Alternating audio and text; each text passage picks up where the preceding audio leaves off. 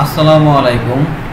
আমি engineer SI Maruf, Favia architect and engineering সার্ভিসের পক্ষ থেকে আপনাদের সবাইকে জানাই শুভেচ্ছা এবং অভিনন্দন।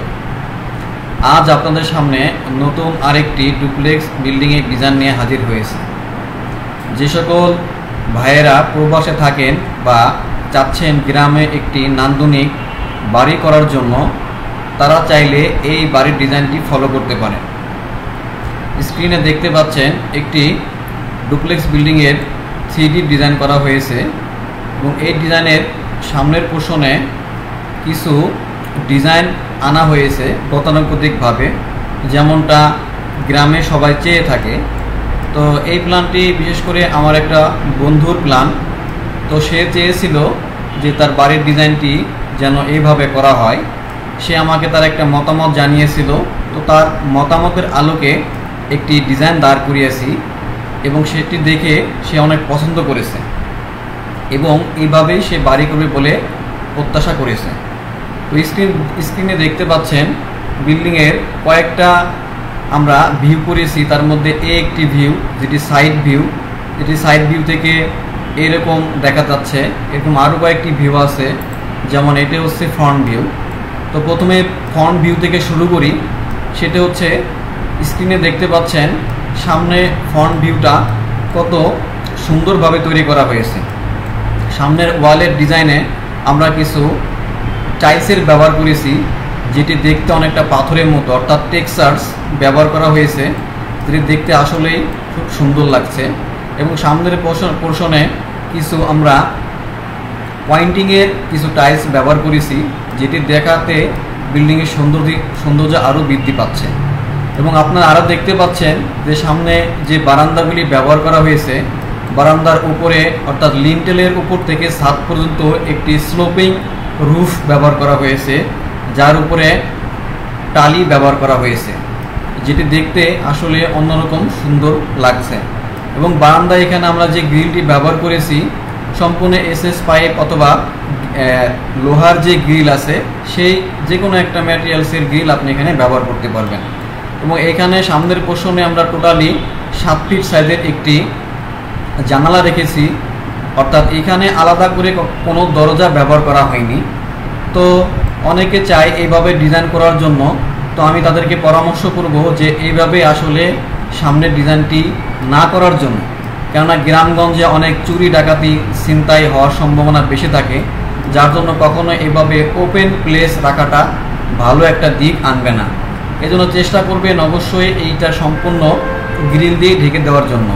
তো আমার বন্ধুর যে বাড়ি করার যে স্পেসটি, যে লোকেশনটি, সেই লোকেশনটি আসলে খুব সুন্দর।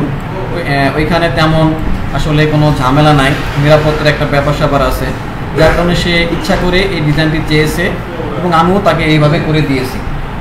এবং সামনের পোর্শনে দেখতে পাচ্ছেন একটা পর্স ব্যবহার করা হয়েছে। এই পর্সের এখানে আমরা এখানে 3টা ধাপের একটা সিঁড়ি ব্যবহার করেছি। 3টা ধাপকে অতিক্রম করে আপনারা এখানে এন্ট্রি হবে, যেটি স্ক্রিনে দেখতে পাচ্ছেন এটা হচ্ছে মেইন গেট। এই মেইন গেট থেকে এন্ট্রি হবে। এবং এইখানে যে পর্সের উপরে যে ট্যারেসটি ব্যবহার করা হয়েছে, এখানেও সিমিলারলি আপনার এইখানে স্লোপিং রুফ ব্যবহার করা হয়েছে এবং যার উপরে এরকম টালি ব্যবহার করা হয়েছে। অনেক সুন্দর এবং কম্বিনেশন করে কালার ম্যানেজমেন্টটি করা হয়েছে। যেমন এখানে কিছু কিছু জায়গায় গোল্ডেন কালারের কম্বিনেশন ব্যবহার করা হয়েছে। আপনারা খুব ভালো করে জানেন সাদা কালারের মধ্যে যদি গোল্ডেন কালারের মিক্স থাকে, সেটা দেখতে আরও সুন্দর লাগে। এবং শুধু তাই নয়, এখানে গ্লাসের কিছু একটা ব্যবহার করা হয়েছে, একটা থাই গ্লাসের একটা উইন্ডো বা ভেন্টিলেশন ব্যবহার করা হয়েছে, যার ভিতরে একটা লাইটিং সিস্টেম থাকবে। রাত্রেবেলা জ্বললে এটা দেখতে খুব সুন্দর লাগবে। শুধু তাই না, এখানে প্যারাপেট ওয়ালের যে ডিজাইন করা হয়েছে, এটা খুবই সিম্পলের মধ্যে, কোনো গর্জিয়াস না, একবার সিম্পলের মধ্যে আপনার প্যারাপেট ওয়াল করে এর ভিতরে এসএস পাইপের একটা পাইপ বা কয়েকটা পাইপ বসানো হয়েছে। এটা হচ্ছে সামনের ভিউ। তো সামনে থেকে বিল্ডিংটা দেখতেছেন এরকম হবে এবং দেখতেও খুব সুন্দর লাগছে। এবার আসুন দেখে আসি বিল্ডিংয়ের সাইড ভিউ। তো এটা হচ্ছে বিল্ডিংয়ের সাইড ভিউ। এই সাইড ভিউতে আমরা যে জানালাগুলি ব্যবহার করেছি, এই জানালার চতুর্পাশে আসলে এরকম বক্স ব্যবহার করা হয়েছে গোল্ডেন কালারের, যাতে দূর থেকেও এটি মানুষের চোখে ফোকাস করে। এই জন্য এখানে আমরা গোল্ডেন কালারে বক্স ব্যবহার করেছি এবং কালার কম্বিনেশনও সিমিলার তাই।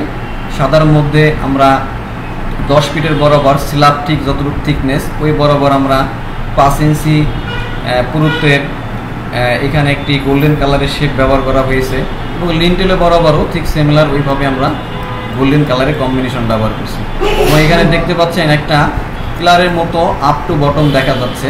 এটা আসলে কোনো প্ল্যান না, এটা মূলত একটা ডাক্ট। এই ডাক্টের মধ্যে দিয়ে পাইপকে পাস করানো হয়েছে যাতে বিল্ডিংয়ের সৌন্দর্যটা আরেকটু বৃদ্ধি পায়। কেননা বিল্ডিংয়ের কিছু কিছু সৌন্দর্য নষ্ট হয় এই সমস্ত স্যানিটারি কাজের জন্য।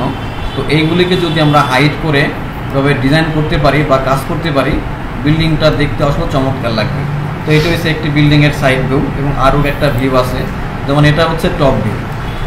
দেখেন এই টপ ভিউ থেকেও আমরা স্পষ্ট দেখতে পাচ্ছি যে খুব বড় মানের একটি ওপেন স্পেস পাওয়া যাচ্ছে ছাদে, যেখানে খুব সুন্দরভাবে চলাফেরা করা যাবে। এবং বিশেষ করে এটা যে গ্রাম অঞ্চল, এই গ্রাম অঞ্চলে এখানে ছাদে বসে খুব ভালোভাবে আড্ডা দেওয়া যাবে এবং সময় কাটানো যাবে। এবং আরও কয়েকটা ভিউ আছে, যেমন একটা গেল এটা ফ্রন্ট ভিউ এবং এটাও সাইড ভিউ। এখানে যেহেতু আপনার এখানে সিঁড়ি আছে, সিঁড়ি এখানে যে জানালাগুলি ব্যবহার করা হয়েছে এটা টোটালি আপ টু বটম আমরা একটা এভাবে বক্স করে দিয়েছি যাতে এটা দেখতে আরও সুন্দর লাগে। তো ওভারঅল বিল্ডিংটি দেখতে আসলে খুবই সুন্দর হয়েছে এবং আপনারা যারা চান যে এইরকম মানের ডিজাইন করার জন্য তারা চাইলে যোগাযোগ করতে পারেন। তো আসুন একবার দেখে আসি এই বিল্ডিংয়ের ফ্লোর প্ল্যানটি, যে আসলে কি কি বা কয়টা বেডরুম দিয়ে এটি তৈরি করা হয়েছে, কয়টা বাথরুম আছে, এই বিষয়ে এখন আপনাদের সামনে তুলে ধরব। তো স্ক্রিনে দেখতে পাচ্ছেন একটি ফ্লোর প্ল্যান, যেটির ফ্লোর প্ল্যানের সামনে একটি পর্সের ব্যবহার করা হয়েছে। এই পর্স থেকে এন্ট্রি হয়ে এটা হচ্ছে মেইন এন্ট্রি হয়ে এখানে আমরা ড্রয়িং স্পেসের জন্য সোফা ব্যবহার করেছি, অর্থাৎ এটা ড্রয়িং স্পেস। এবং এটা ঢুকে হাতের বাম সাইডে একটা মাস্টার বেড ব্যবহার করা হয়েছে এবং ডান পাশেও একটা মাস্টার বেডরুম ব্যবহার করেছে। প্রত্যেকটা বেডরুমের সাইজ 12 ফিট বাই 12 ফিট 7 ইঞ্চি। এটাও সেম 12 ফিট বাই 12 ফিট 7 ইঞ্চি এবং এটির সামনে 3 ফিট চওড়া বিশিষ্ট বারান্দা ব্যবহার করা হয়েছে। এখানেও সিমিলার 3 ফিট চওড়া বিশিষ্ট এরকম বারান্দা ব্যবহার করা হয়েছে। ঠিক তার পিছনে আরও 2টা বেডরুম ব্যবহার করা হয়েছে। এই বেডরুম দুটির সাইজ 12 ফিট বাই 13 ফিট এবং এটিরও সাইজও 12 ফিট বাই 13 ফিট। এবং এইখানে রান্নাঘর ব্যবহার করা হয়েছে যেটির সাইজ 7 ফিট বাই 7 ইঞ্চি আর 9 ফিট, এটি হচ্ছে রান্নাঘরের সাইজ। এবং এখানে একটা কমন বাথরুম ব্যবহার করা হয়েছে যেটির সাইজ 4 ফিট বাই 9 ফিট। তো পুরা বিল্ডিংয়ের মধ্যে এখানে 3টি বাথরুম ব্যবহার করা হয়েছে এবং এখানে আলাদা আলাদা স্পেসকে আলাদা আলাদা ব্যবহার কাজে ব্যবহার করা হয়েছে। যেমন এখানে ড্রয়িং স্পেস, হ্যাঁ, এখানে ডাইনিং স্পেস। তো অনেকেই আসলে ড্রয়িং ডাইনিং একসাথে দিতে চায়, তো আমি তাদেরকে বলতে চাই কখনো ড্রয়িং ডাইনিং একসাথে এইভাবে দেওয়া ঠিক নয়। কেননা আপনার এখানে গেস্ট আসবে, এই গেস্টের সামনে যখন খাওয়া দাওয়া হবে বা রান্না বান্না হবে এই বিষয়ে দেখতে আসলে অফওয়ার্ড লাগে, কারণ বাড়িতে মা বোনেরা থাকে, সবাই চায় একটু পর্দার মধ্যে থেকে এইভাবে কাজগুলি সেরে নিতে। শুধু তাই না, এখানে 3 ল্যান্ডিংয়ের সিঁড়ি ব্যবহার করা হয়েছে যেটিকে আমরা ডুপ্লেক্স বলি এবং সিঁড়িটাও খুব সুন্দরভাবে ডিজাইন করা হয়েছে। এখানে মোটামুটি আপনার খুব আরামভাবে এখানে নিচতলা থেকে দোতলা যাওয়ার জন্য 3টা ল্যান্ডিং ব্যবহার করা হয়েছে যাতে খুব সুন্দরভাবে দোতলায় যাওয়া যায়। এখন বলি এই বিল্ডিংটা কতটুকু জায়গার মধ্যে করা হয়েছে। তো যাদের জমি গ্রামে বা গঞ্জে, যাদের জমি এরকম 40 ফিট বাই 50 ফিট বা 40 ফিট বাই 52 ফিট যাদের জায়গা আছে, তারা চাইলে গ্রামের মধ্যে এরকম সুন্দর একটি বাড়ি করে নিতে পারে। এবং যে সকল ভাই দেশ এবং বাইরে থাকে তাদের জন্য হতে পারে এটি একটি সুন্দর একটি বাড়ি, কারণ আমাদের মূল গন্তব্য অর্থাৎ মূল ঠিকানা হচ্ছে গ্রাম। তো গ্রামে সকলে চাই যে আসলে সুন্দর একটা বাড়ি তৈরি করার জন্য। তো এই বিল্ডিংটা করতে আনুমানিক কত টাকা খরচ হতে পারে সে বিষয়ে আমি আপনাদেরকে বলতে চাই। সেটি হচ্ছে বিল্ডিংয়ের কিছু খরচ আছে, যেমন টাইলসের খরচ, স্যানিটারি খরচ, লাইটিংয়ের খরচ, অর্থাৎ এই সকল লাক্সারিয়াস কিছু ম্যাটেরিয়ালস আছে যেগুলি বিল্ডিংয়ের খরচের অংশটাকে বাড়িয়ে তোলে।